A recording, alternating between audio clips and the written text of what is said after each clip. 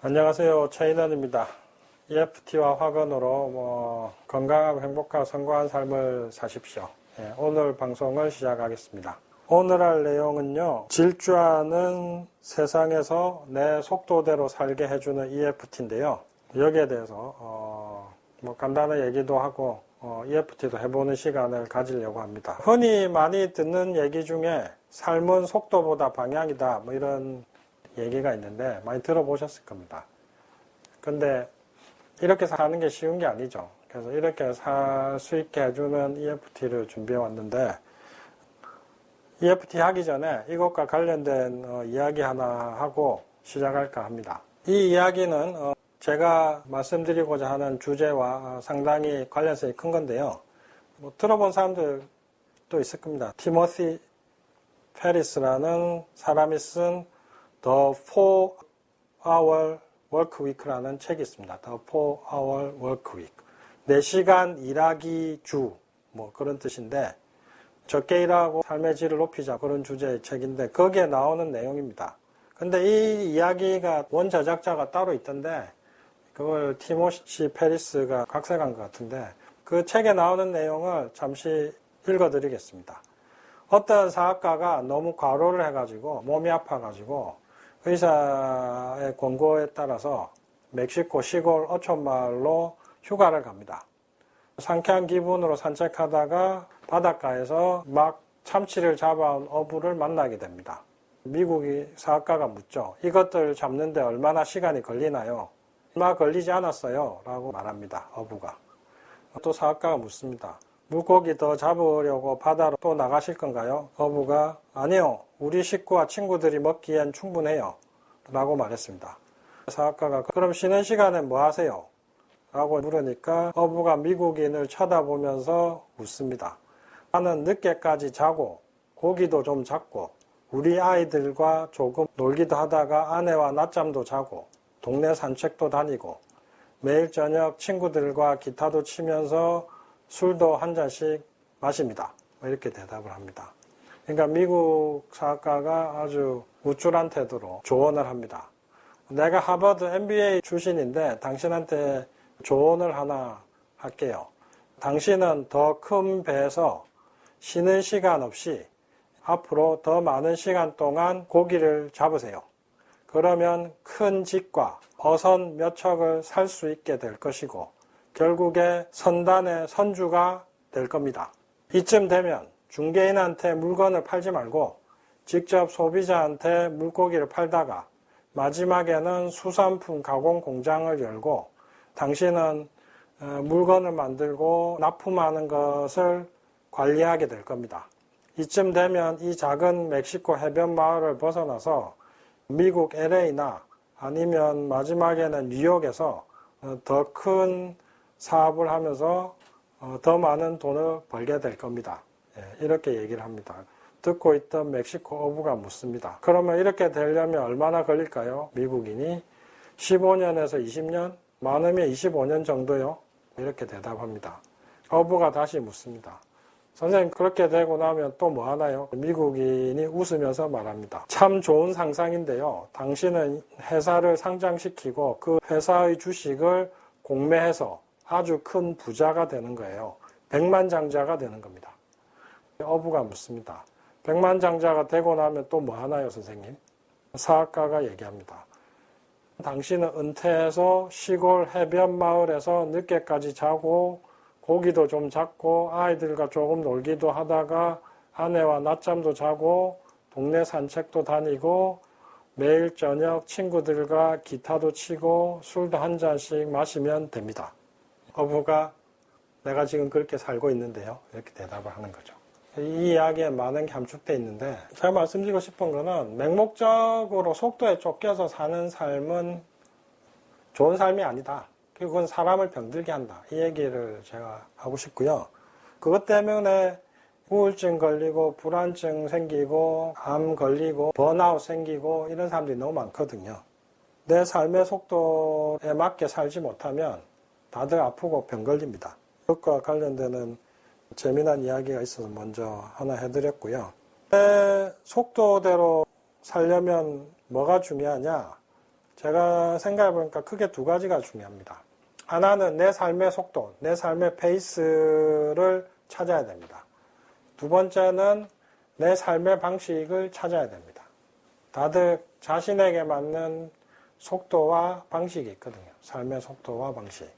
이번 첫 시간에는 나에게 맞는 삶의 속도를 찾기에 대해서 설명을 드리려고 하는데요. 삶의 속도 생각하니까 생각나는 이야기가 있는데 스타마티스 모라이티스라는 영감님이 있는데 98세라고도 하고 102살이라고도 하는데 출생 기록이 정확하진 않은 것 같아요. 100살 넘게 살다가 죽은 분인데 이분 별명이 죽음을 잊은 사람입니다. 영어로는 The Man Who Forgot to Die인데 왜 이 사람은 죽음을 잊은 사람이냐면은 이 사람의 얽힌 이야기가 되게 재미난 이야기가 있거든요.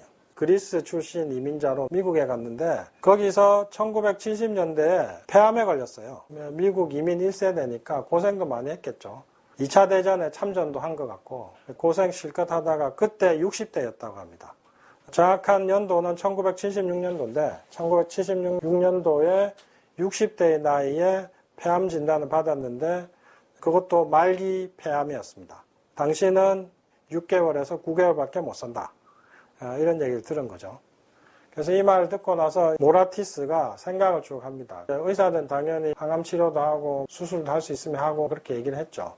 어차피 치료해도 죽을 건데 치료는 왜 하냐 이런 생각이 들었고 게다가 치료비도 너무 많이 들고 미국에서는 장례 비용도 너무 많이 든다 이거죠. 자기가 이 치료비와 장례 비용을 다 쓰고 죽어버리면 자기 아내는 어떻게 되냐 이거죠. 고민하다가 그럴 바에는 남은 생은 자기 고향에서 보내야 되겠다 이렇게 생각해가지고 그리스의 자신의 고향으로 돌아갑니다. 그 섬 이름이 이카리아입니다. 이카리아로 돌아갔는데 거기 가서 이 사람은 뭐 죽기를 기다리면서 그냥 가만히 있었던 게 아니라 포도 키워서 와인 만들고 올리브도 키우고 그렇게 하면서 쭉 살았습니다. 엄청 외진 섬이라서 완전 시골이거든요. 시골 깡촌에서 농사 짓고 와인 만들고 사람들하고 어울려서 이야기하고 그렇게 쭉 놀았는데 시간이 몇 달이 지나도 몸이 약해지기는커녕 더 건강해지고 죽지도 않는 겁니다. 계속 쭉 그렇게 살다가 나중에 1년이 지나고 2년이 지나고 몇 년이 지났죠. 그래도 안 죽어서 20, 30년 뒤엔가 다시 미국에 가서 자신을 진찰해준 의사들을 찾아가 봅니다. 그런데 재밌는 것은 자신을 진찰해준 의사들이 이미 다 죽어버린 겁니다. 정작 자기한테 죽는다고 한 의사들은 다 죽어버리고 자기는 멀쩡히 살아있고 나중에는 얼마나 더 살았냐. 1976년에 진단받고 거의 40년 이상을 더 살았어요. 2013년 2월 3일에 돌아가셨는데 이게 전 세계적으로 화제가 됐거든요. BBC, 뉴욕타임스 이런 그 언론에 완전히 대서특필이 되고 엄청 유명한 인물이 됐는데 어떻게 이런 일이 벌어졌냐 해가지고 뭐 의사들이 연구도 하기도 하고 이카리아라는 섬이 유명해지기도 하고 이 사람이 뭘 먹었나 뭐 이런 것도 연구 대상이 되고 그랬는데 제가 봤을 때 제일 중요한 건 이 사람은 미국의 뉴욕이라는 복잡한 곳에서 살다가 한적한 곳으로 간 겁니다. 삶의 속도가 늦어진 겁니다. 그리고 한가롭고 여유롭게 살다 보니까 그 자체로 항암 효과가 난 겁니다. 이것 때문에 지중해식 식사, 뭐 와인 조금 마시고 올리브 먹고 식이요법 이런 것도 유명해지고 그랬는데 제가 봤을 땐 가장 중요한 본질은 삶의 속도를 늦추고 욕심을 줄이고 편안하게 천천히 쫓기지 않고 살게 된 것. 그게 제일 중요하다고 보거든요. 뉴욕이나 이런 데서 여전히 스트레스 엄청 받으면서 유기농 먹으면 그럼 건강해지겠냐? 당연히 아니겠죠. 이것도 삶의 속도와 관련해서 생각할 거리, 느끼게 하는 게 많아서 준비해왔고요. 다시 정리하면 삶의 속도가 너무 빠르면 병 걸립니다. 제일 많이 생기는 게 암입니다. 각종 성인병, 과로사, 우울증, 번아웃, 불안증 이런 거 다 이런 것 때문에 생기거든요. 저는 학생들도 상담 많이 하는데 초등학생부터 경쟁에 친 사람들이 너무 많습니다. 특히 강남에서 대치동 이런 데 살면은 학원가를 뺑뺑이 돌죠. 들어보면 끔찍하거든요. 세상의 속도에 맞춰서 남들과 경쟁하느라고 몸과 마음이 병든 사람들이 너무 많습니다. 이것과 관련해서 노자 23장에 보면 이런 말이 나옵니다. 표풍부종조 치우부종일.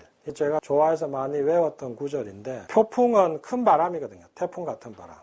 태풍도 아침 내내 불 수가 없고, 치우는 큰 비인데 폭우죠. 폭우도 하루 종일 내릴 수는 없다. 이런 뜻인데, 무슨 뜻이냐면은 강하고 빠르고 이런 강력한 것들은 잠시 잠깐 갈 수는 있지만 오래 갈 수는 없다. 이런 뜻이거든요. 그리고 그 다음 구절에 이런 말이 나옵니다.